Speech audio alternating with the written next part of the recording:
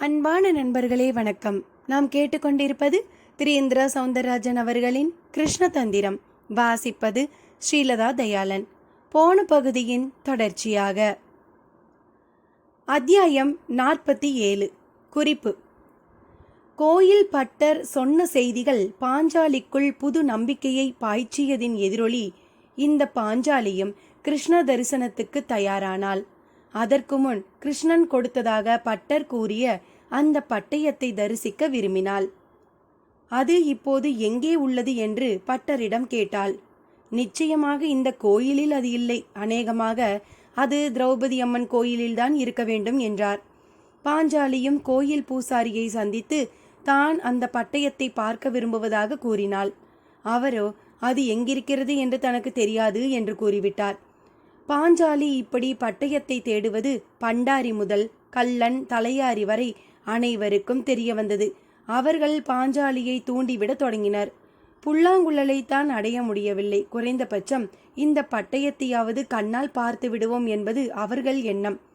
அது மட்டுமல்ல, கண்ணன் கைப்பட எழுதிய அதனை அவர்கள் புல்லாங்குழலைப் போலவே ஒரு சக்திமிக்க அம்சமாக கருதினர். அது சக்தி மிக்கதுதான், அதில் சந்தேகம் இல்லை. ஆனால் அவர்கள் எண்ணிக்கொண்ட சக்தி வேறு விதமானது.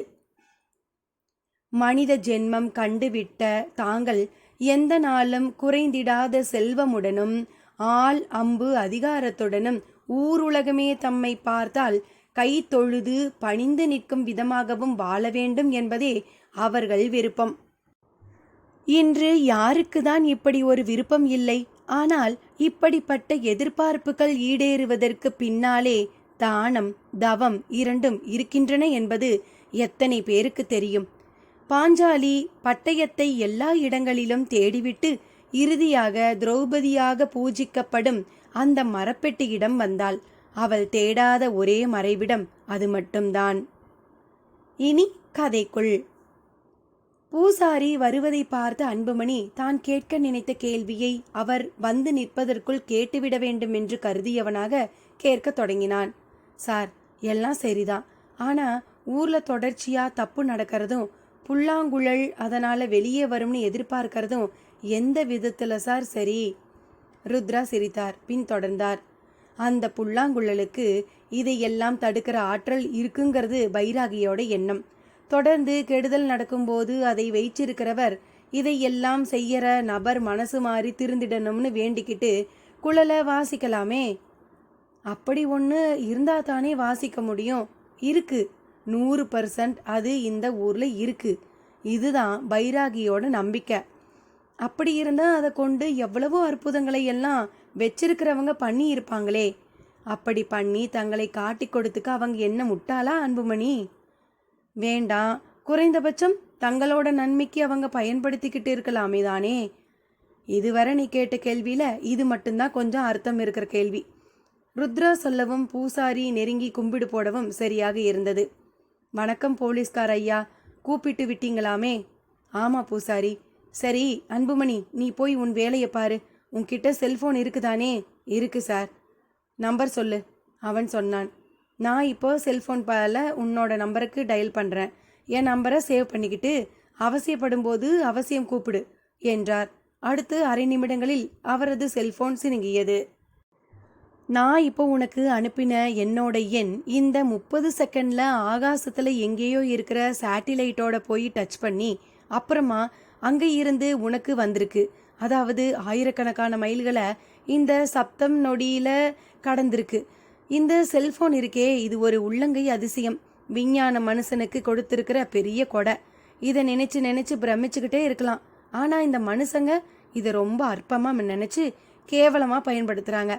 நான் இப்போ வர்ற வழியில கூட பார்த்தேன். ஏரி கரையோரமா ஒருத்தர் மலம் கழிச்சுக்கிட்டே யார் கூடவோ பேசிக்கிட்டு இருந்தாரு. எவ்வளவு பெரிய அதிசயமோ!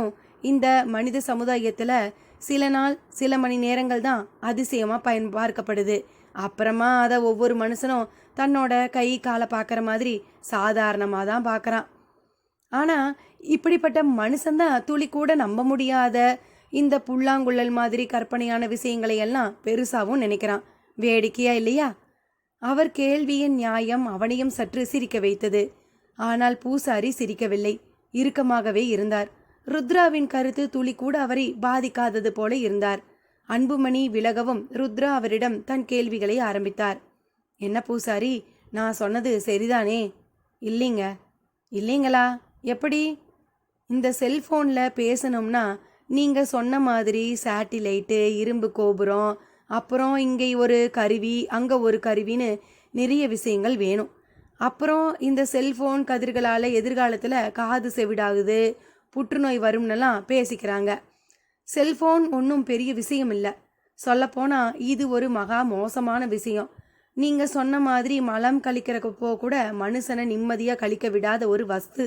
இது வந்ததால் வேகமாக தகவல் பரிமாற்றம் நடக்கிறதுங்கிறது வாஸ்தவந்தான். ஆனால் தகவல் மட்டும் பரிமாறிக்கிட்டா மட்டும்தான் அது சரி. ஆனால் ஊர் அரட்டை, உலக அரட்டையே அடிக்கிறாங்க, வம்பு வளர்க்குறாங்க. நல்லது மட்டும் தெரிய வந்தால் பரவாயில்ல, கெட்டதும் அதே வேகத்தில் தெரிய வருது. கணக்கு போடுற சக்தியே இதால் போயிடுது. கூட்டி கழிச்சா நல்லது இதால் 4னா கெட்டது இதால் 40 நடக்குது. இதுன்னு இல்லை, சினிமா, டிவி, ரேடியோன்னு எல்லா கழுதையும் மனுஷ சமுதாயம் நல்லபடியாக பயன்படுத்துறத விட தப்பாக பயன்படுத்துறது தான் அதிகம். விஞ்ஞானம் பெரும்பாலும் தப்புக்கு தான் அதிகம் பயன்படுது. ஆனால் மெய்ஞானம் அப்படி இல்லை. அந்த காலத்தில் 2 ஞானிங்க இந்த மாதிரி கருவிங்க இல்லாமலேயே தங்களுக்குள்ள தூரம் இருந்து பேசிக்கிட்டாங்க. மன அலைகளை ஒழுங்குபடுத்தி சரியான மூச்சு காத்த அளவோடு வெளியே விட்டா அது யார் மூச்சை எட்டணுமோ அதை எட்டி அவங்கள திருப்பி பார்க்க வச்சது. இப்போ கூட நமக்கு தும்மல் வந்தால் யாரோ நினச்சிக்கிறாங்கன்னு பெரியவங்க சொல்லுவாங்கல்ல, அதே மாதிரி தான். ஒருத்தரை நாம் தீவிரமாக நினைக்கும் போது அவரே எதிரில் வந்துட்டா இப்போ தான் நினச்சா வந்துட்டீங்கன்னு நாம் சொல்கிறது உண்டு தானே. சரி பூசாரி, ஒரு வாதத்துக்கு நீங்கள் சொல்கிறதுல உண்மை இருக்குன்னு வச்சுப்போம். ஏன் அப்போ எல்லாரும் செல்ஃபோனை வச்சுக்கிட்டு தபால் இலாக்காவை வச்சுக்கிட்டும் செலவு பண்ணி கஷ்டப்படணும்? பேசாமல் நீங்கள் சொல்கிற மாதிரியே மூச்சு காத்து வழியாகவே எண்ணங்களை அனுப்பி பரிமாறிக்கலாம் தானே. அதுக்கு யோக வாழ்க்கை வாழணுங்க, தன்னை பற்றின தெளிவு இருக்கணுங்க, இயற்கையை நம்ம உயிருக்கு மேலாக நினைக்கிற புத்தி இருக்கணுங்க. அப்போ நீங்கள் விஞ்ஞானத்தை பெருசாக நினைக்காதவர்னு சொல்லுங்க. நிச்சயமா இப்போ தானே மின்சாரம், காரு, பஸ்ஸு, செல்ஃபோன், லொட்டு லொசுக்கெல்லாம் 100-150 வருஷத்துக்கு முன்னால் சிம்னி விளக்கும் மாட்டு வண்டியும் தானே. அப்பெல்லாம் மனுஷங்க வாழாமலா போயிட்டாங்க. அப்போ அந்த நாள் மாதிரியே எந்த முன்னேற்றமும் இல்லாமல் கோமணத்தோட ஆதிவாசி மாதிரியே வாழறது தான் உங்கள் வரையில் சரி, அப்படி தானே? நான் அப்படி சொல்லலை. சேர, சோழ, பாண்டிய ராஜாக்கள் காலம்னு ஒரு காலம் இருந்தது. அப்போ மனுஷங்க கிட்ட நல்ல நாகரிகம், கல்வி, வீரம், பக்தின்னு எல்லாமே இருந்தது. அப்போ இப்போ போல் கோயில் முன்னால் பிச்சைக்கார கூட்டம் இருந்தது கிடையாது சாமி. சாமி கும்பிட்ற கோயிலுக்கு போகிறப்ப கூட உன்கிட்ட குண்டு இருக்குன்னு தடவி பார்த்து உள்ளே அனுப்புகிற கொடுமை கிடையாது. ஒரு சின்ன அணுகுண்டு ஒரு நாட்டையே சர்வநாசம் ஆக்கிடுங்கிற பயம் கிடையாது. இந்த ஏரோப்ளேனோ ராக்கெட்டும் இல்லாமலே வானத்து நட்சத்திரங்களை நின்ன இடத்துல இருந்து அளக்கிற சக்தி அப்போ இருந்தது. அந்த நட்சத்திரங்களுக்கு 9 கிரகங்களும் பூமியோட எப்படிப்பட்ட சம்பந்தத்தில் இருக்குன்னு சொன்னாங்க. எது எப்போ எப்படி பாதிக்கும்னு பாட்டாவே பாடியும் வச்சாங்க. ஆனால் அந்த காலத்திலேயும் மண்ணாசை பொன்னாசை இருந்தது. அதைத்தான் ராமாயணமும் மகாபாரதமும் சொல்லிச்சு. யுத்தங்களும் இருந்தது, துரோகிகளும் இருந்தாங்க, வழிப்பறியும் இருந்தது. இருந்தாலும் அவ்வளவுக்கு நடுவில் மாம, அத்தை, மச்சான், மச்சினி, பெரியப்பன், சித்தப்பா, மாமனார், மாமியார், நாத்தனார்னு உறவுகளுக்கு நடுவில் ஒத்துமையாக வாழ்ந்தாங்க, சந்தோஷமாக வாழ்ந்தாங்க. இப்போ மாதிரி ஒரு உறவு இருந்தால் ஒரு உறவு கிடையாதுங்கிற கொடுமை கிடையாது. எல்லாமே மெஷினாக போயிட்ட சோம்பேறி வாழ்க்கை முறை கிடையாது. அந்த நாளில் ஒரு ஆண்மகன் 10 பொம்பளைய கட்டி கூட குடும்பம் நடத்த முடிஞ்ச வில்லாளனா இருந்தான். இப்போ என்ன அப்படியா இருக்கு? இன்னைக்கு கூட பேப்பரில் பார்த்தேன், 100 ஆம்பளையில் 30 பேருக்கு இப்போ ஆண்மையே இல்லையா. சரி பாதி பேருக்கு சக்கரை வியாதியாம். 30 வயசுலேயே இப்போ மாரடைப்பும் வருது. மின் விசிறி இல்லாமல் ஒருத்தரால் கூட இப்போ வீட்டுக்குள்ளே இருக்க முடியல. காற்றுல மார்கழி மாதத்தில் கூட ஈரத்தை காணோம். மழையும் பேஞ்சா கிழிச்சுக்கிட்டு பெய்யுது, காஞ்சா கருக்கிக்கிட்டு காயுது. நல்ல அரிசி கிலோ 40 ரூபா. அந்த காலத்தில் பிள்ளைங்க அரிசி குதிரில் தாங்க குதிச்சே விளையாடும். வாசல் கோலத்துக்கு அரிசியை வீசி எறிவோம். அப்படி ஒரு வளம். இப்போ என்ன பெரிய விஞ்ஞானம், மனுஷனை மழுங்கடிச்சிருச்சே தவிர அது என்னத்தை கிழிச்சிச்சு? பெருசா பேச வந்துட்டீங்க. பூசாரியின் ஆவேசம் ருத்ராவை மூட்டையையே கட்டிவிட்டது. விஞ்ஞானத்தின் சிறப்பை அவர் உணர்ந்து பேசவில்லை என்ற போதிலும் அதன் பாதிப்பை அவர் வரிசைப்படுத்தி கேள்விகளாக அடுக்கியதில் ஒரு அசாத்திய நியாயம். அதுவே அவர் ஒரு அசைக்க முடியாத பழமைவாதி என்பதனையும் ருத்ராவுக்கு புரிய வைத்து விட்டது. அப்போ உங்க வரையில இந்த ஊர்ல நடந்த தப்பான விஷயமெல்லாம் நிஜமாலுமே மாய மந்திரம்தான்னு சொல்ல வரீங்களா? ருத்ரா பாயிண்ட்டுக்கு வந்தார். சிரித்த பூசாரி, அந்த விதத்துல இங்க நடந்த எல்லாமே இந்த கால பித்தலாட்டம் தாங்க. எங்க ஊரையும் எங்க சாமியையும் அரைகுறையா புரிஞ்சுக்கிட்டு பேராசையோட நடந்துக்கிற ஒரு மனுஷனோட செயல் இது. அதே சமயம் அந்த மனுஷன்ல இருந்து உங்களை போல யோசிக்கிற எல்லாரையும் கட்டி போட்டு கையெடுத்து கும்பிட வைக்க அசைக்க முடியாத ஒரு சக்தி இந்த ஊர்ல இருக்கிறத மறந்துடாதீங்க. பூசாரியின் பதிலுக்குள் ஒரு புது ஒளி ருத்ராவுக்கு சுரீர் என்றது. அப்ப இந்த சமாதி உடைக்கப்பட்டது, ஊர்ல நடந்த தப்புக்கெல்லாம் ஒரு தண்டனைய எங்க போலீஸ் டிபார்ட்மெண்ட் தர வேண்டாம், இங்க இருக்கிற அந்த அசைக்க முடியாத சக்தியே தந்துடுமா? ருத்ராவின் கேள்வி பூசாரியை ஆமோதிப்பாக தலையை அசைக்க வைத்தது. அத்தியாயம் 48. குறிப்பு: மரப்பெட்டியிடம் வந்த பாஞ்சாலி அதை திறந்து பார்க்க விரும்பினாள். அந்த விருப்பத்தை பூசாரியிடமும் தெரிவித்தாள். அதை கேட்ட பூசாரி சற்று அதிர்ச்சியடைந்தார். அந்த மரப்பெட்டியின் பின்னால் உள்ள ஐதீகத்தை எண்ணி பார்த்தார். கண்களை கருப்பு துணியால் கட்டிக்கொண்டுதான் பெட்டியை திறக்க வேண்டும். அதுவும் 12 ஆண்டுகளுக்கு ஒரு முறைதான். உள்ளிருக்கும் வஸ்திரத்தை எடுத்து போட்டுவிட்டு வேறு வஸ்திரத்தை பெட்டியில் வைத்துவிட வேண்டும். அந்த வஸ்திரம் திரௌபதியாக பிறந்த பெண் அணிந்திருந்த வஸ்திரம். அதையும் கிருஷ்ணன் கோயிலில் பட்டர்தான் தருவார். அன்று கௌரவர் சபையில் துகிலுரிந்த போது கிருஷ்ணன் தந்த சேலை இன்றும் அண்ணன் தந்து தங்கைக்கு அது கிட்டுவது போன்ற ஒரு ஐதீகம். அந்த சேலையை பெட்டியில் வைத்து பெட்டியை வணங்குவதால் என்ன நன்மை? இது எந்த வகை தாத்பரியம்? இப்படி பல கேள்விகள் எழலாம். ஆனால் அந்த பெட்டி திரௌபதியையும் கண்ணனையும் சதா சர்வ காலமும் ஞாபகப்படுத்தியபடியே இருக்கிறது. அது மட்டுமல்ல, ஒரு பக்கம் வேதம் கற்ற பிராமணர், இன்னொரு பக்கம் பக்தியை மட்டுமே கற்ற பூசாரி. இருவரையும் அதுதான் இணைத்துள்ளது. இன்றளவும் கோயில் மண்டபத்தில் ஒரு திரௌபதிக்கு பிறகு இன்னொரு திரௌபதி பிறப்பதும், அப்படி பிறக்கின்றவர்கள் வெள்ளிக்கிழமைகளில் மட்டுமே பிறந்திருப்பதும், அவர்களை ஊர் வணங்கி வரவேற்பதும், அவர்கள் இருக்கிற காரணத்தினாலேயே ஊருக்குள் எந்தவிதமான தீய சக்திகளும் அண்ட முடியாதது போவதும் ஆச்சரியம் தரும் விஷயங்கள் மாத்திரமல்ல, அவற்றுக்கு பின்னாலே சூட்சுமமாய் ஏதோ ஒன்று மறைந்துள்ளது. இந்த பழக்கத்தை அல்லது தாத்பரியத்தை யார் எப்பொழுது தொடங்கினார்களோ தெரியாது. ஆனால் தொடர்ந்தபடி இருக்கிறது. பூசாரி சகலத்தையும் எண்ணி பார்த்தவராக, அம்மா, உங்களுக்கு தடை போட எனக்கு அதிகாரம் இல்லை.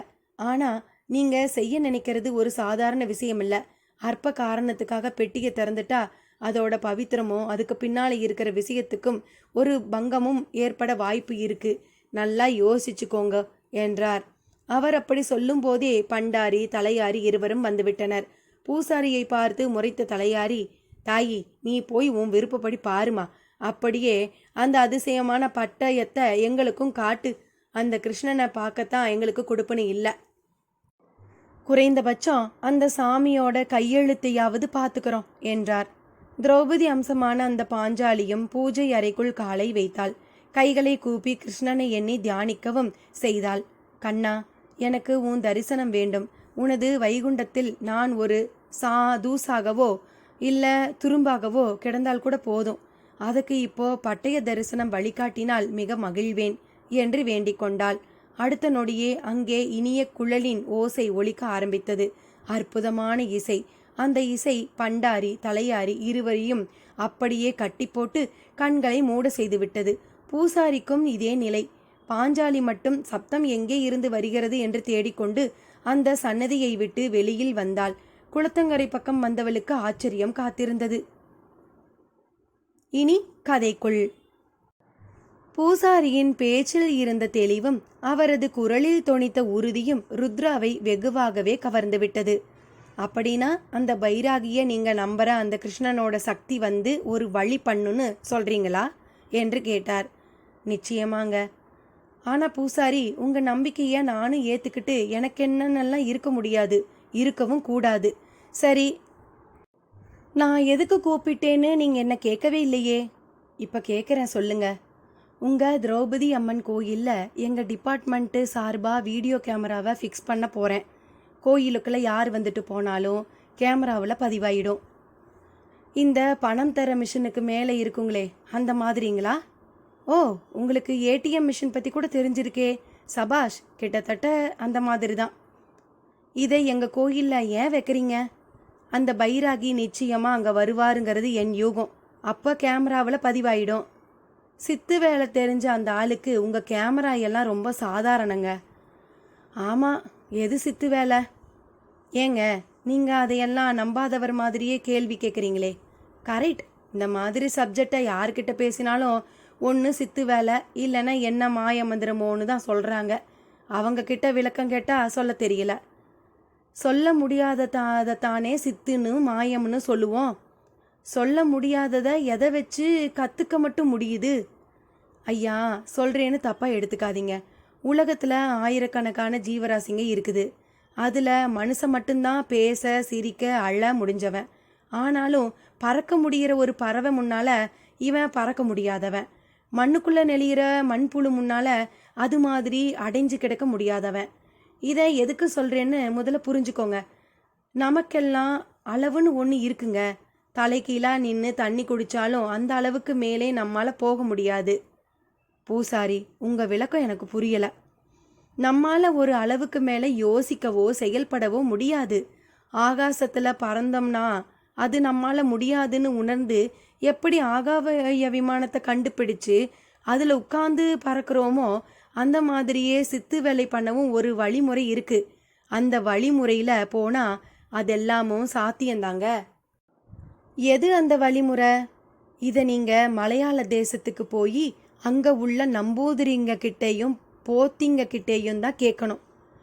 இவ்வளவு பேசுகிற உங்களுக்கு தெரியாதா? எனக்கு எதுக்குங்க அந்த கருமமெல்லாம்? இப்போ நீங்கள் ஒரு போலீஸ்காரரு, நீங்கள் ஏன் விஞ்ஞானியா இல்லைன்னு கேட்டால் என்ன பதில் சொல்லுவீங்க?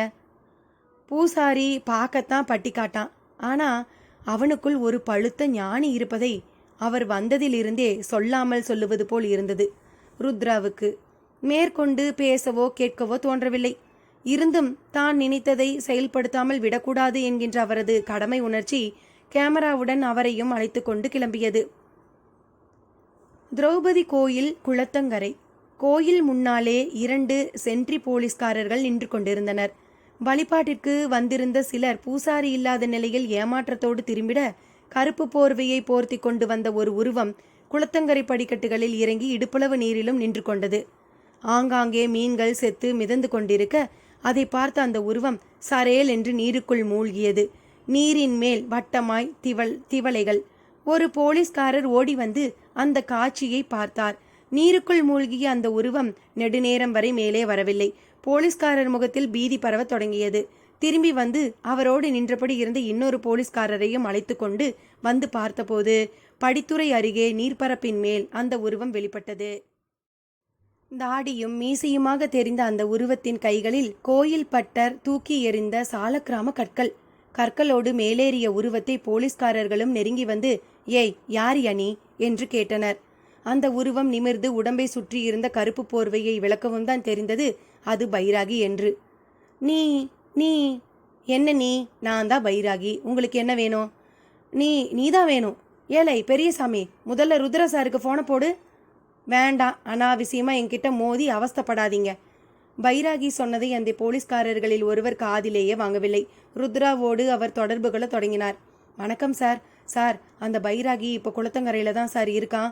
பிடிச்சு வச்சிருக்கோம் சார். வேகமாக வாங்க சார். நான் அங்கே தான் வந்துக்கிட்டு இருக்கேன். அந்த ஆள் ஏதாவது மாய்மாலம் பண்ணுவான், பயந்துடாதீங்க. ருத்ரா சொல்லிக்கொண்டிருக்கும் போதே பைராகி பார்க்க ஆரம்பித்த விதத்தில் ஃபோன் போட்டு பேசிய போலீஸ்காரரிடம் பதில் பேச்சு இல்லை. பெரியசாமி, பெரியசாமி. ருத்ராவின் மறுபக்க அழைப்பு அவர் கையில் இருந்து நழுவி விழுந்த செல்போனில் கொரகொரவென்று கேட்டது. கூட வந்த போலீஸ்காரரும் அதே போல மௌனியாகி விட்டிருந்தார். பைராகி அவர்களை அப்படியே ஒரு ஓரமாக உட்கார்த்தி வைத்துவிட்டு திரௌபதி அம்மன் சன்னதிக்குள் கால் வைத்தார். அவர் எதிரில் அந்த மரப்பெட்டி.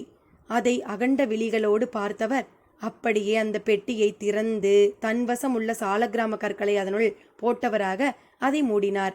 பின் பெட்டியை தூக்கி தலையில் வைத்துக்கொண்டு வெளியில் வந்தார். அங்கே ஓரிடத்தில் இந்த இன்டர்நெட் யுகத்தில் தவிர்க்கப்படாதபடி ஒரு குதிரை வண்டி. பைராகி பெட்டியோடி அதில் ஏறிக்கொள்ள குதிரை வண்டியின் பின்புறம் சாக்கு படுதா விழுந்து மறைந்து கொண்டது. போ என்றதும் வண்டிக்காரன் ராஜாவின் கட்டளைக்கு கட்டுப்படும் சேவகன் கணக்காய் வண்டியை செலுத்த தொடங்கினான். சில நிமிட நேரத்தில் எதிரில் ருத்ராவின் போலீஸ் ஜீப், அதனுள் பூசாரியோடு ருத்ரா.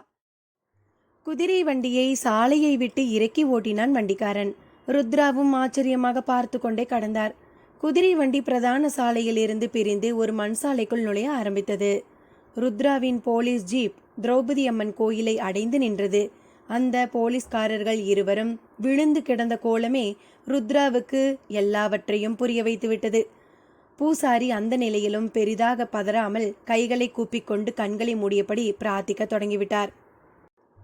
ஷியாமலாவின் வீட்டில் 10ஆம் நாள் காரியங்கள் நடந்தபடி இருந்தன. அதனால் எல்லாரும் வீட்டுக்கு வெளியே போடப்பட்ட பந்தலில் இருந்தனர். ஷியாமலாவும் அங்கேதான் இருந்தாள். எப்போதும் போல சமையல் கட்டில் மாமி. ராகவ் அவளிடம் மெல்லிய குரலில் பேச தொடங்கியிருந்தான். மாமி, இப்ப வீட்டுக்குள்ள யாரும் இல்லை, எல்லாரும் வெளியில பந்தல்ல இருக்கா. அந்த புல்லாங்குழல் எங்க இருக்குன்னு சொல்றேலா? நான் அதை ஒரு நிமிஷம் பார்த்துக்கிறேன். என்னது இது? இப்போ போய் அது கேட்டுண்டு? அது பெருமாளோடது. வீடே சாவு தீட்டுல இருக்கு. அதுகிட்டையும் யாரும் போகக்கூடாது. 13ஆம் நாள் சவுண்டி முடிஞ்சு சுபஸ்வீகாரம் ஆகட்டும், அப்ப கூட என்னால் அதை எடுத்து தர முடியாது. நீங்க ஷியாமலா கழுத்துல தாலியை கட்டி இந்த ஆத்து மாப்பிள்ளை ஆனாதான் உங்ககிட்ட அந்த புல்லாங்குழலை எடுத்து தரணுங்கிறது ஷியாமலா அப்பாவோட ஆசை. அது ஆசைங்கிறது கூட சாதாரண வார்த்தை, கட்டளைன்னே சொல்லலாம். என்கிட்ட சத்தியம் வாங்கிட்டு இருக்கார். அப்போ இப்ப நான் கண்ணால கூட பார்க்க முடியாதா? இது என்ன கேள்வி? இப்பதானே சொன்னேன் வீடே சாவு தீட்டுல இருக்கிறச்ச அதை நினைக்கிறது கூட தப்பாச்சே. மாமி உறுதியாக கூறின நிலையில் ஏமாற்றமுடன் அங்கிருந்து அகன்றான் ராகவ். அப்படியே வெளியே பந்தல் பக்கமாய் சென்றவன் முகம் வாடி இருந்தது. அதை தேவராஜ் மாஸ்டர் கவனித்தார். ஷியாமலாவும் கவனித்தாள். மாஸ்டர் எழுந்து அவனை நோக்கி சென்றார். என்ன ராகவ், ஏன் ஒரு மாதிரி இருக்க? ஒண்ணுமில்ல மாஸ்டர். இது ஒரு பதில்னு சொல்றியேப்பா.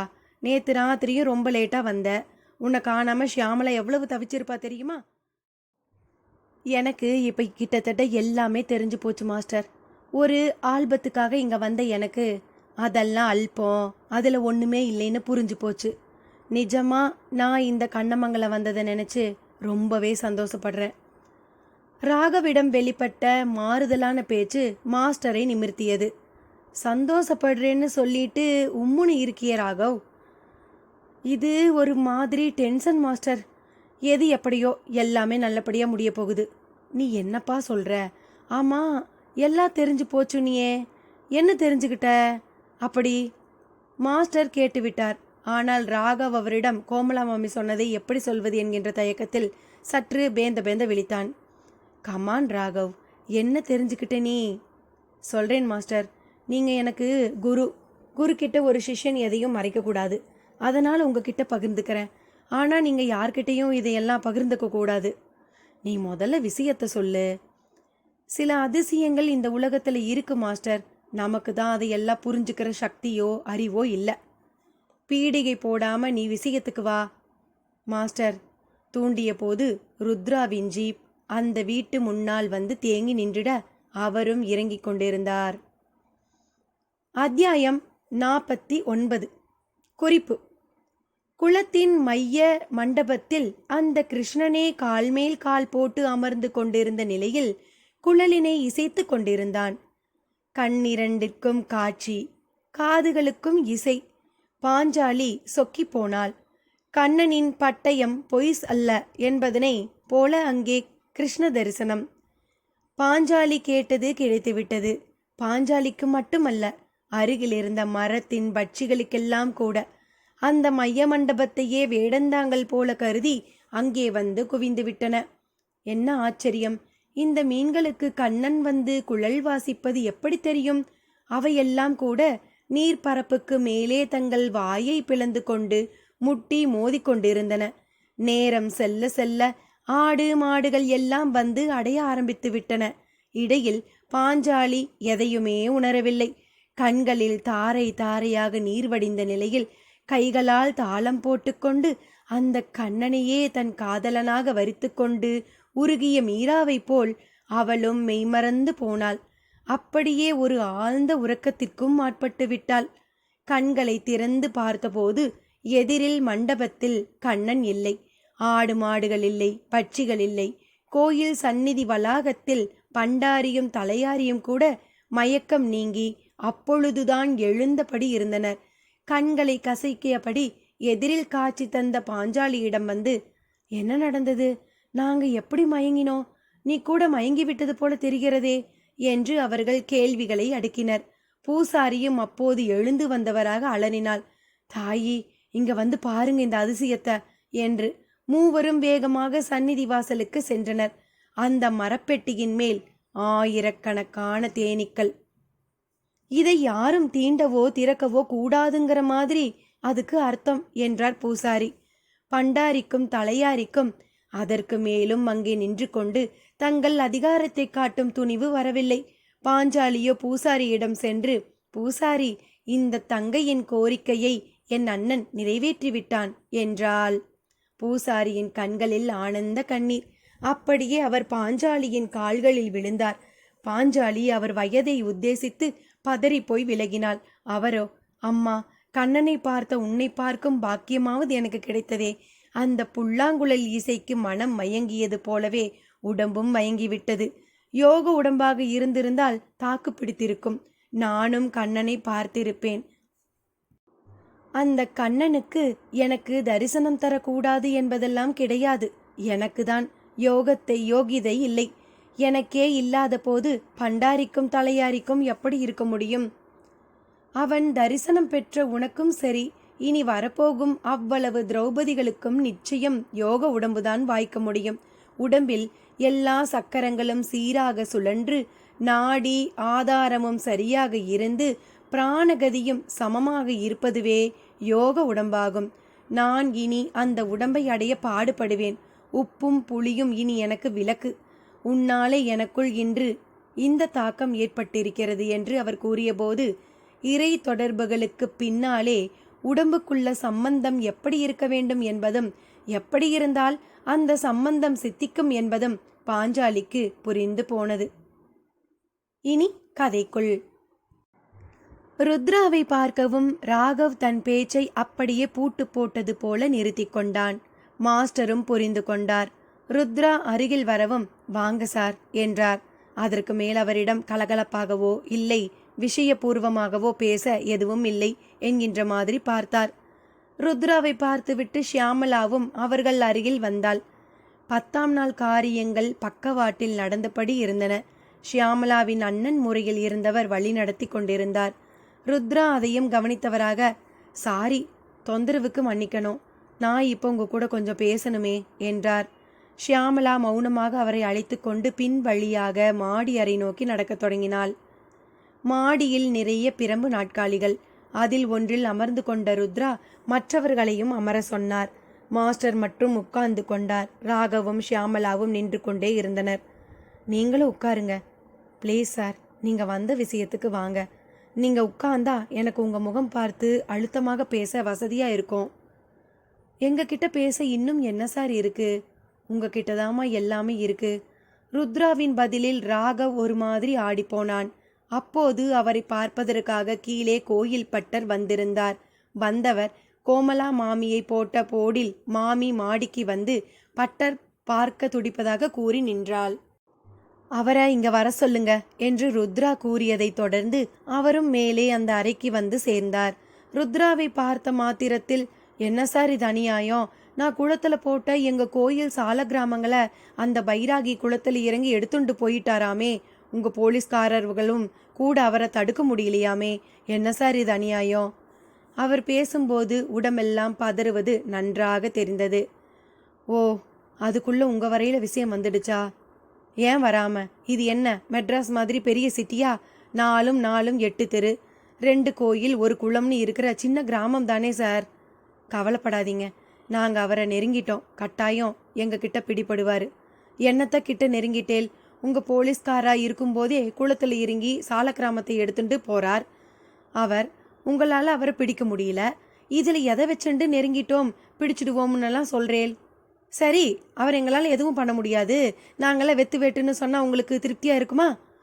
ருத்ராவின் அதிரடியான மடக்கல் பட்டரை கொஞ்சம் தடுமாறி போக செய்தது. அவர் பேசியதை வைத்தே அவர்களும் நடந்ததை தெரிந்து கொண்டனர். என்ன சார் இது, ஏற்கனவே அன்புமணி தங்கையான கோமதியை காணோம், அவளோட சேர்ந்து மன்னார் ஜீவசமாதியை பராமரிச்சுண்டு வந்த தாண்டவராய சாமியையும் காணோம், இப்போ குளத்தில் இருந்த சால கிராமமும் போயாச்சா? மாஸ்டர் வரிசைப்படுத்தினார். மாஸ்டர் தேவராஜ், இவைகளோட திரௌபதி அம்மன் கோயில் மரப்பெட்டியையும் சேர்த்துக்கோங்க, அதுவும் காணோம். ருத்ராவே எடுத்து கொடுத்தார். மை காட், அப்போ பூசாரி என்ன ஆனாரு? பாவம் பூசாரி, அவரு என்ன பண்ணுவார்? அப்ப அதுவும் பைரோகியோட வேலையா? வேற யாரு? தொடக்கம் முதலே ஆதி அந்த எல்லா குழப்பங்களுக்கும் காரணமா அவர் ஒருத்தர் மட்டும்தானே. தெரிஞ்சும் அவரை பிடிக்காம இங்க வந்து எங்க கூட பேச உங்களுக்கு என்ன இருக்கு சார்? இங்க தானே ஷியாமலா இருக்கா. ஷியாமலாவுக்கும் இதுக்கும் என்ன சம்பந்தம்? என் யூகம் சரியா இருந்தா பைராகியோட அடுத்த குறி ஷியாமலா மேடமா தான் இருக்கணும். ருத்ராவின் யூகம் ராகவையும் மாஸ்டரையும் மின்சாரத்தை தீண்டியது போல ஆக்கியது. இப்படி வரிசையா எல்லாரையும் கடத்திண்டு போய் அந்த பைராகி என்ன பண்ண போறாரு? பட்டர் தான் கேட்டார். பொதுவா மனிதர்களை கடத்தினாலே அது பிளாக்மெயிலுக்காகத்தாங்கிறது எங்க டிபார்ட்மெண்ட் சொல்ற அனுபவம். இவரு பிளாக்மெயிலை யார்கிட்ட பண்ணுவாரு? லட்சத்தை கொண்டா கோடியை கொண்டான்னு யார்கிட்ட போய் கேட்பாரு? பட்டருக்கு தலையை சுற்றியது. என் போலீஸ் வாழ்க்கையில் நான் பலவிதமான குற்றவாளிகளை பார்த்துருக்கேன். இதில் பைராகி தனி ரகம். அவரை அவசரப்பட்டு குற்றவாளின்னு சொல்ல முடியாது, குற்றவாளி இல்லைன்னு சொல்ல முடியாது. இப்போ கூட அவரோட செயல்பாடுகளுக்கு பின்னால் நாமெல்லாம் கொஞ்சம் கூட யூகிக்க முடியாத ஏதாவது ஒரு விஷயம் இருக்கலாம். ருத்ரா சொல்லி கொண்டிருக்கும் போதே ஷியாமலாவின் செல்போன் அலறியது. அநேகமாக அவராத்தான் இருக்கணும் என்றார் ருத்ரா. ஷியாமலாவும் குரல் கொடுத்தார். ஹலோ ஷியாமலா, நான் பைராகி பேசுகிறேன். பைராகி? அதிர்வோடு சரியாக யூகித்த ருத்ராவைத்தான் உடனே திரும்பி பார்த்தாள் ஷியாமலா. அவரோ செய்கையால் பேசு பேசு என்று தூண்டினார். தன் செல்போனை எடுத்து ஸ்பீக்கர் போனை ஆன் செய்து அதே போலவும் செய்ய சொல்ல ஷியாமலாவும் அப்படியே செய்தாள். என்னம்மா, ஸ்பீக்கர் போனை போட்டுட்டியா? சபாஸ், அந்த போலீஸ்காரருக்கு இப்படியெல்லாம் சொல்லித்தர ரொம்பவே கொண்டாட்டம்தான். போதாததுக்கு உன் கூட கோயில் பட்டாச்சாரி வேற. ஒரு பக்கம் 10ஆம் நாள் காரியம், இன்னொரு பக்கம் என்னை பற்றின தீவிர ஆலோசனை. அப்படியே நான் பேசுகிற இந்த ஃபோனு நான் எங்கிருந்து பேசுகிறேன்னு காட்டி கொடுக்குங்கிறதால போலீஸுக்கு இன்ஸ்ட்ரக்ஷன். சரிதானே? பைராகி பலூனை பட்டன் தோட்டாக்களால் சுட்டு தாளிப்பது போல கேட்ட கேள்விகள் எல்லோரையும் ஒரு மிரட்டியது. ஷபாஷ் பைராகி, நீங்கள் ஒரு மாய மந்திர ஆசாமின்னு தான் நினச்சிருந்தேன். உங்களுக்கு பிரமாதமான ஐக்கியவும் இருக்குது. உட்கார்ந்த இடத்துல இருந்துக்கிட்டு இங்கே நாங்கள் என்ன செய்து கொண்டிருக்கோன்னு பளிச்சுன்னு சொல்லிட்டீங்களே, சபாஸ். ருத்ரா பாராட்டினார். போதும் போலீஸ்காரரே போதும்.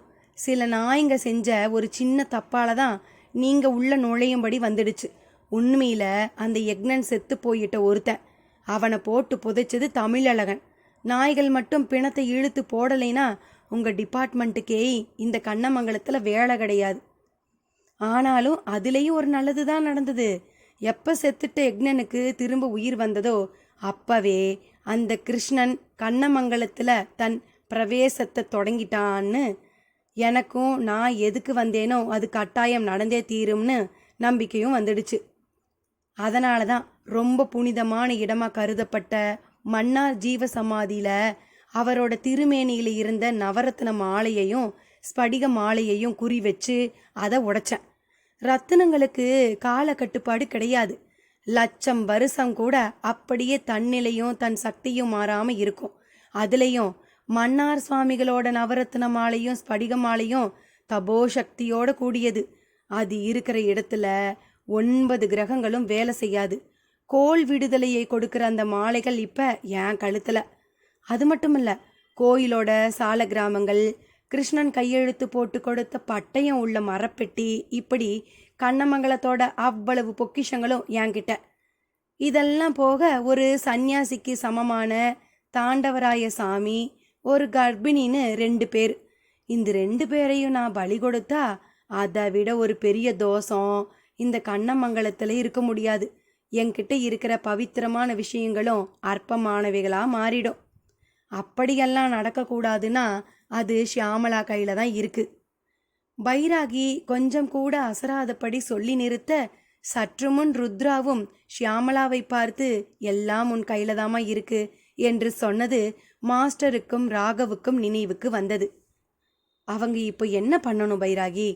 ஸ்பீக்கர் ஃபோனை கட் பண்ணிட்டு ஷியாமளா மட்டும் எங்கூட பேசணும். ஷியாமளா தாமதிக்காமல் அவ்வாறே செய்தாள். பைராகியும் அவளோடு பேசி முடித்தார். ஷியாமளா முகத்தில் ஒரு மாபெரும் அதிர்ச்சியின் ரேகை ஓட்டங்கள். அத்தியாயம் 50. குறிப்பு: பாஞ்சாலிக்கு கிருஷ்ண தரிசனம் கிடைத்த செய்தி மன்னாரின் காதுகளுக்கும் சென்று சேர்ந்தது. மன்னார் அடுத்த நொடியே திரௌபதி ஆலயத்துக்கு வந்து அந்த மரப்பெட்டியையும் அதை தேனீக்கள் சூழ்ந்து கொண்டிருப்பதையும் பார்த்து ஆனந்த கண்ணீர் சிந்தினார்.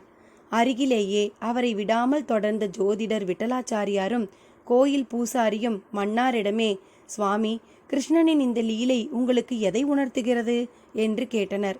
மன்னாரின் ஞான சென்னி அதற்கு எந்தவித தயக்கமும் தடங்களும் இன்றி பதிலளித்தது. கிருஷ்ணனே பரம்பொருள். அவன் பரமாத்மா என்றால் நாம் ஜீவாத்மாக்கள். அவனே வேதம், அவனே நாதம். இரண்டுமே மனதை அமைதிப்படுத்தும்.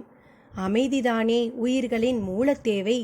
வேதமும் நாதமும் இங்கே எழுத்து வடிவிலும் சேவை சாதிக்கிறது.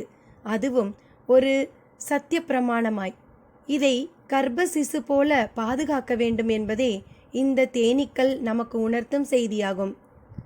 அந்த சத்திய பிரமாணம் காட்சிக்கு உரிய ஒன்றாக மாறினால் எந்த மொழிக்குள் அது உள்ளதோ அது ஒன்றே உலகின் மொழி. மற்ற மொழிகள் மிருகங்கள் போடும் சப்தம் போல வெற்று சப்தம் என்றாகி பேதம் தோன்றிவிடும். அந்த பரம்பொருளும் கலியின் மாயையில் சிக்கி ஒரு பாஷை மட்டுமே தெரிந்த கடவுள் இவன் என்றோ, அல்லது இது கண்ணன் எழுதியதே அல்ல, எவனோ ஒரு சின்னன் எழுதியது என்றும் பிறரால் மட்டுப்படுத்தப்படும். பூஜிக்க வேண்டிய ஒன்று பாதிக்க வேண்டிய ஒன்றாகிவிடும். உள்ளடங்கி கிடந்தாலோ நம்பிக்கை உடையோர் எவராக இருப்பினும் அவரவர் பாஷைக்கு ஏற்ப இந்த பட்டயம் மனப்பார்வைக்கு உள்ளாகி பரவசத்தை மட்டுமே ஏற்படுத்தும். இதை மனிதர்களாகிய நம்மை விட இந்த தேனீக்கள் உணர்ந்து வைத்திருப்பதுதான் விந்தை என்று மன்னார் கூறியபோது அதில் மிக ஆழ்ந்த பொருள். தொடர்ந்து விட்டலாச்சாரியாரிடம் கேள்விகள் தோன்றின. சுவாமி, இப்படி ஒரு சத்திய பிரமாணத்தை திரௌபதிக்கு மட்டும் கண்ணன் ஏன் தர வேண்டும்? இந்த உலகில் தூய்மையாக பக்தி செலுத்தும் பாகவதர்கள் அவ்வளவு பேருக்கும் அவர்கள் விரும்பும்போது நான் காட்சி தருவேன், ரட்சிப்பேன் என்று ஏன் கண்ணன் கூறவில்லை என்று ஒரு கேள்வியையும் கேட்டார். மன்னாரின் உதட்டில் ஒரு புன்முறுவல். இனி கதைக்குள். ஷியாமளா ஒருவித ஸ்தம்பிப்போடு செல்போனை முடக்குவதை ருத்ராவும் கவனித்தபடி இருந்தார். அவளிடம் ஒரு கனத்த மௌனத்தின் தொடர்ச்சி. என்ன ஷியாமளா, அந்த நபர் என்ன சொன்னார்? மாஸ்டர் அவளை அசைக்க பார்த்தார். ஷியாமளாவிடம் மௌனம் நீடித்தது. ஒரு பெருமூச்சும் வெளிப்பட்டது. அந்த நொடியே ருத்ரா பைராகி வசமாக அவளை கட்டி போட்டு விட்டதை புரிந்து கொண்டார். என்னம்மா, இப்படி மௌனமாகவே இருந்தா எப்படி? அந்த ஆள் அப்படி என்னத்த சொன்னா? பட்டரிடமும் கோபம் வெளிப்பட்டது. அவர் ஒரு மனோவியாதிக்காரர்னு தெரியறது. ஏதோ மாயம் மந்திரம்னு கூத்தடிக்கிற ஒருத்தரா மட்டும்தான் நான் இவ்வளவு நாளாக நினச்சிட்டு இருந்தேன். Absolutely is a psycho patient. எதை வச்சுமா இந்த முடிவுக்கு வந்த? என்னத்த சொல்றது, நான் கிருஷ்ண பரமாத்மாவை தரிசனம் பண்ணணும், ஆகையால எனக்கு தரிசனம் பண்ணி வைங்கிறார். அந்த கிருஷ்ண பரமாத்மா என்னமோ என் கஸ்டடியில் இருக்கிற மாதிரி பேசுகிறார். இதெல்லாம் என்ன பேத்தல்? அப்புறம் என்ன, நான் கூப்பிட்டா கிருஷ்ண பரமாத்மா அப்படியே ஓடி வந்துடுவாராம். அதனால் நான் கிருஷ்ண பரமாத்மாவை கூட்டிண்டு அவர்கிட்ட போனால் அவர் அப்புறமா அந்த மூங்கில் பெட்டியில் இருந்து அந்த சால கிராமம் வரை எல்லாத்தையும் திருப்பி கொடுத்துடுவாராம். பிடிச்சு வச்சுண்டு இருக்கிற அந்த கோமதி தாண்டவராய சாமியையும் விட்டுடுவாராம். இல்லைனா அவ்வளவு பேரும் அக்னி பிரவேசம் பண்ணிடுவாளாம். ஷியாமளாவின் பதிலை கேட்டு எல்லோர் முகத்திலும் ஒருவித பரபரப்பு. ஒருவர் முகத்தை ஒருவர் பார்த்து கொண்டனர். ராகவ் ஒரு படி மேலே போய், ஷியா, நீ சொன்னதுதான் சரி. அந்த கெலடு ஒரு டிசார்டர் கேஸ் தான். I have no doubt. நான் கூட இங்க உங்க ஆத்துல இருக்கிற அந்த புல்லாங்குழலை தான் கொண்டு வந்து கொடுத்துட்டு எல்லாத்தையும் எடுத்துண்டும் அவங்கள கூட்டிண்டும் போங்கோன்னு சொல்லுவாருன்னு நினைச்சேன். நல்ல வேலை என்ற போது ருத்ராவுக்கு சுருக்கென்றது. மிஸ்டர் ராகவ், நீங்க எந்த புல்லாங்குழலை சொல்றீங்க என்று டக்கென்று கேட்டார். அவனுக்கும் அதன் பிறகே தான் தன்னை மறந்து அவசரகதியில் அந்த புல்லாங்குழல் ரகசியத்தை தொட்டு விட்டதும் புரிந்தது. சற்று தடுமாறியவன், அது அது வந்து இங்க ஷியாமலா அப்பா ஒரு புல்லாங்குழல் வச்சிருந்தாரு. அதை கொண்டு அவர் செய்த அவ்வளவு கச்சேரியும் கிளாசிக்காக அமைஞ்சிருக்கு. அதைத்தான் கேட்குறாரோன்னு நினச்சி சொன்னேன் என்றான். அவனது தடுமாற்றம், வார்த்தைகளை தேடிய விதம், அவனது பாடி லாங்குவேஜ் எல்லாமே அவன் பூழுகுகிறான் என்று ருத்ராவுக்குள் ரீங்காரமிட்டன. கிட்டத்தட்ட மாஸ்டரும் அப்படியே தான் நினைத்தார். பட்டர் மட்டும், நான் கூட அந்த கிருஷ்ண வாசிச்ச மன்னார் சாமி கிட்ட கொடுத்த அந்த வைகுண்ட மூங்கிலைத்தான் கேட்குறாரோன்னு நினச்சிட்டேன் என்றார். வைகுண்ட மூங்கிலா? ருத்ரா வாயை பிளந்தார். ஆமாம் சார், புல்லாங்குழலுங்கிறது சுத்த நேர் தமிழ் பதம். மூங்கில் வந்து புல்லோட சேர்ந்த ஒரு தாவர பயிர் தானே. அப்படிப்பட்ட புல்லானது முத்தி மூங்கிலாகி மனசை மயக்கிற ஒரு குழலா இருக்கிற காரணத்தினால புல்லாங்குழல்னு பேர் வந்ததா சொல்லுவா. ஆனா கிருஷ்ணன் கை புல்லாங்குழல் வைகுண்டமான பார்க்கடல்ல விளைஞ்சதுங்கிற அர்த்தத்துல அத வைகுண்ட மூங்கில்னு சொல்லுவோம். நீங்க சொல்றது உண்மையோ பொய்யோ தெரியாது, ஆனா ரொம்ப இன்ட்ரெஸ்டிங்கா ரசிக்கிற மாதிரி இருக்கு. ஆமா, அப்படி ஒன்று இந்த ஊர்ல இருந்ததா என்ன? இருந்ததாவா? சரிதான், இப்போவும் இருக்குங்கிறது தான் எங்களை போல அந்த பெருமாளையே தியானிச்சுண்டு இருக்கிறவளோட கருத்து. இந்த ஊரில் ஒரு 300-350 வருஷத்துக்கு முன்னால் அப்படி ஒரு குழல் இருந்து எப்படியெல்லாம் இங்கே அற்புதங்கள் நடந்தது தெரியுமா? பட்டர் பரவசமாக பேச பேச ராகவுக்குள் பயம் உருவாக தொடங்கியது. எங்கே அங்க தொட்டு இங்க தொட்டு அவர் அருகில் வந்து விடுவாரோ என்று பயந்தான். பட்டாச்சாரி, போதும், அடுத்து என்ன செய்யணுங்கிறத பேசுவோம். ஷியாமலா, நீ என்ன பண்ண போற? நான் என்ன பண்ண முடியும்? அந்த மனுஷர் தான் உளறி தள்ளுறாருன்னா நீயும் கேள்வி கேட்குற. நான் என்ன சொல்கிறேங்கிறத கேட்டுக்கோ.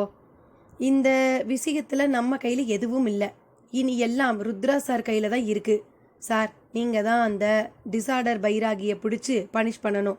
ஒரு நபர் பிரச்சனை பண்ணுறதுக்கும் ஒரு அளவு இருக்குது. நீங்கள் அவரை தேடாமல் இங்கே வந்தது கொஞ்சமும் சரியில்லை. ராகவ் ஒரு தீர்மானத்தோடு பேசினான். அப்படியா? ருத்ரா திருப்பி கேட்ட விதமே வேடிக்கையாக இருந்தது. என்ன அப்படியா? கிருஷ்ணனை கூட்டிக்கிட்டு வான்னா எந்த கிருஷ்ணன்? அடுத்து அந்த ஆள் எங்கே இருக்கான்னு தெரியாது. ஷியாமலா, அந்த ஆள் தான் எங்கே இருக்கேன்னு ஏதாவது சொன்னானா? No problem Raghav. இந்த நொடி அவர் இருக்கிற இடத்த என் டிபார்ட்மெண்ட் நோட் பண்ணியிருக்கோம்.